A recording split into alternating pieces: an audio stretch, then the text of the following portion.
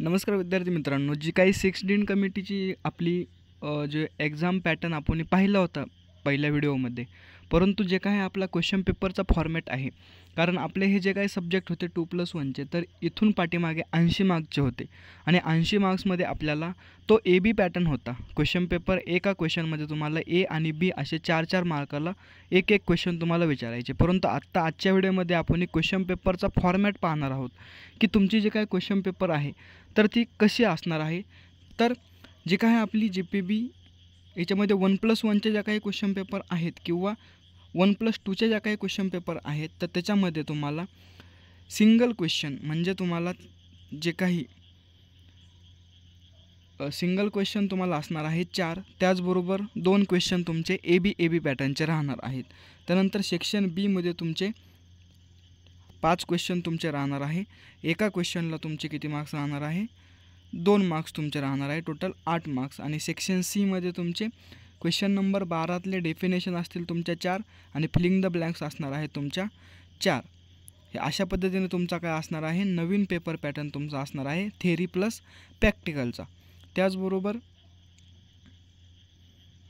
जे काही theory plus practical आहेत, तर त्याच्यामध्ये 2+1चे जे काही कोर्स आहेत, तर त्याच्यामध्ये तुमचे 3 क्वेश्चन तुमचे सिंगल राहणार आहे. म्हणजे एकच क्वेश्चन तुम्हाला त्याच्यामध्ये तुम्हाला सगळं आन्सर लिहायचं आहे. त्याचबरोबर तुमचे जे काही 3 क्वेश्चन आहेत, तर ते 3 क्वेश्चन तुमचे ए बी पॅटर्नचे राहणार आहेत. म्हणजे तुम्हाला क्वेश्चन नंबर 4मध्ये तुम्हाला 2 क्वेश्चन विचारले जातील. त्याच्यामध्ये ए आणि बी तुम्हाला दोन्ही लिहिल्यानंतर तुम्हाला त्या क्वेश्चनचे फुल मार्क्स तुम्हाला भेटतील. त्याचबरोबर सेक्शन बीमध्ये तुम्हाला डिस्क्रिप्टिव्ह शॉर्ट आन्सर तुम्हाला लिहायचे आहे. टोटल 5 क्वेश्चन तुमचे राहतील.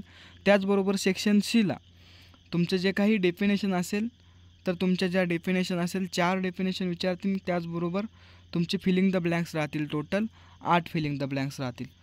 त्याचबरोबर तुमचं जे काही 1+0चे जे काही सब्जेक्ट आहेत, तर 1+0च्या सब्जेक्टला तुम्हाला 4 क्वेश्चन तुमचे सिंगल राहतील सेक्शन एमध्ये. त्याचबरोबर 3 क्वेश्चन तुमचे ए बी पॅटर्नचे राहतील. त्याच्यानंतर सेक्शन बीमध्ये तुम्हाला 6 क्वेश्चन्स तुमचे राहतील क्वेश्चन विथ डिस्क्रिप्टिव्ह शॉर्ट आन्सरचे. त्याच्यामधून तुम्हाला 6मधले तुम्हाला कुठलेही 5 तुम्हाला सॉल्व करायचे आहेत. आणि सेक्शन सीमध्ये तुमच्या 5 डेफिनेशन राहतील. त्याचबरोबर फिलिंग द ब्लँक्स किती राहतील, 10 तुमच्या फिलिंग द ब्लँक्स राहतील. त्यानंतर जे काही 2+0चे कोर्स आहेत, तर ते 2+0च्या कोर्समध्ये तुम्हाला 4 क्वेश्चन तुमचे ब्रॉड राहतील. त्यानंतर 5, 6, 7 हे 3 क्वेश्चन तुमचे ए बी पॅटर्नचे राहतील. सेक्शन बीमध्ये 5 क्वेश्चन तुमचे डिस्क्रिप्टिव्ह शॉर्ट आन्सरचे असतील. त्याचबरोबर सेक्शन सीमध्ये 5 डेफिनेशन आणि 10 तुमच्या फिलिंग द ब्लँक्स राहणार आहे.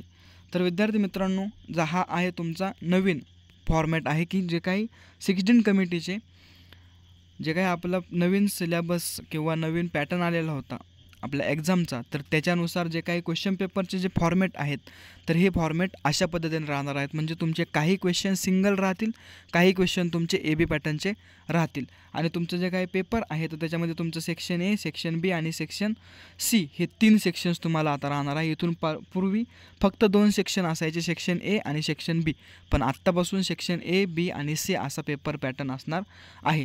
तर विद्यार्थी मित्रांनो, अशाच नवनवीन अपडेटसाठी आजच आपल्या चॅनलला सबस्क्राईब करा. भेटूया आपण नेक्स्ट व्हिडिओमध्ये. धन्यवाद.